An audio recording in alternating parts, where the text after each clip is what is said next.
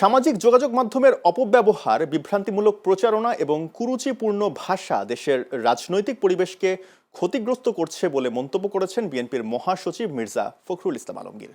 শুক্রবার জাতীয় প্রেস ক্লাবে আয়োজিত এক আলোচনা সভায় তিনি এ মন্তব্য করেন। তিনি বলেন, সামাজিক যোগাযোগ মাধ্যমে পরিকল্পিতভাবে অসত্য তথ্য প্রচার এবং ব্যক্তিগত আক্রমণের প্রবণতা সুস্থ রাজনৈতিক চর্চার জন্য বড় হুমকি হয়ে উঠেছে। মির্জা ফখরুল অভিযোগ করেন, দীর্ঘ আন্দোলন ও গণতান্ত্রিক সংগ্রামের মাধ্যমে অর্জিত রাজনৈতিক সুযোগকে নস্যাৎ করতে একটি মহল পরিকল্পিতভাবে নৈরাজ্য সৃষ্টির চেষ্টা করছে।